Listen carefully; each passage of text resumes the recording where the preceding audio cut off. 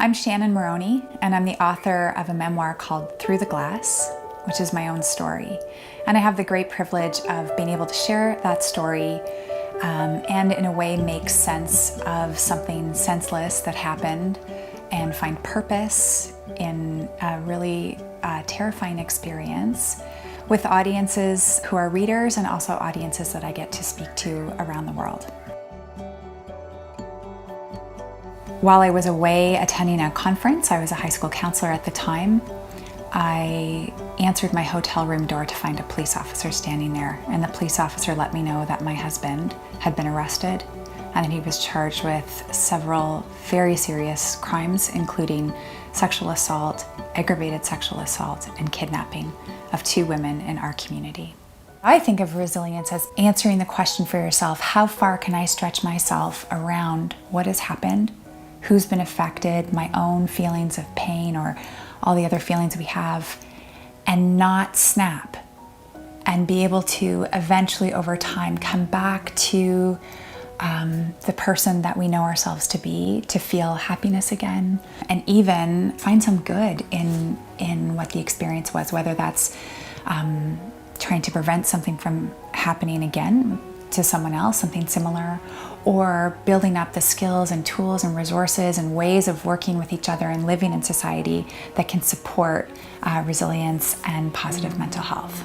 But when you give a victim impact statement in court, you're giving it to an audience that cannot respond.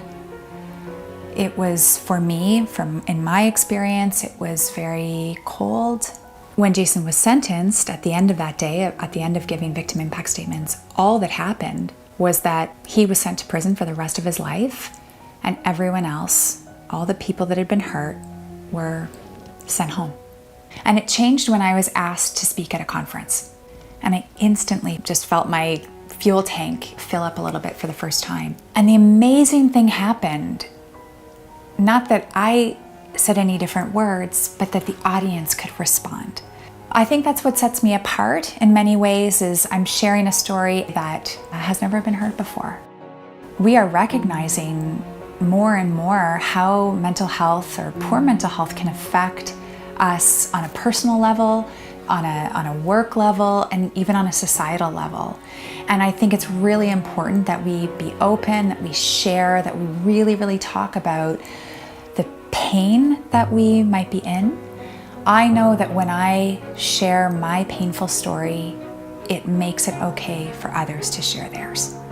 My style of speaking is the same as my style in writing, and the golden rule is show, don't tell. So we can have very, very different experiences, but we find common ground on themes of forgiveness, resilience, love, loss, heartbreak, violence, the things that in some way affect all of us in our lives. When people ask me where I speak, I usually say anywhere I'm invited. And that has been to Peru, Northern Ireland, right here in the city where I live in Toronto, tiny communities. I just go where I'm invited. I've loved how my audiences have expanded to include people from all walks of life. There's nothing like going through a trauma, a loss, something unexpected that makes you become very aware of what's important in your life. But hopefully most people don't have to go through that. They might just need to hear a story about someone that went through something terrible and came through it and out the other side with meaning and intention and purpose and joy.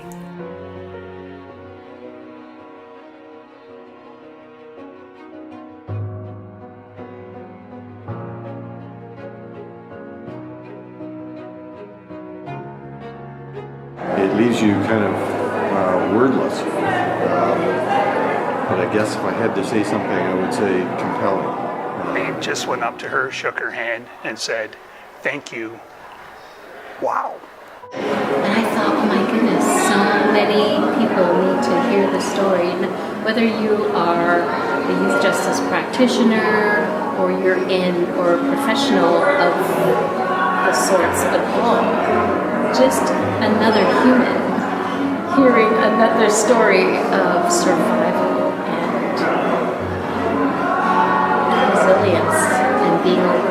able to overcome just by hope is enough. It's amazing. And it just moved me. And I'm so glad that she could come and that I could meet her in person and hear her story again, because it's one that I don't think would ever get old. Same goosebumps, same emotion.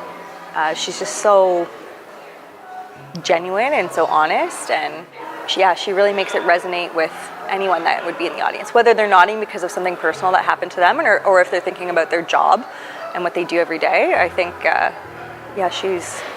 it's just riveting, really. I love her. Is that strange to say? It's just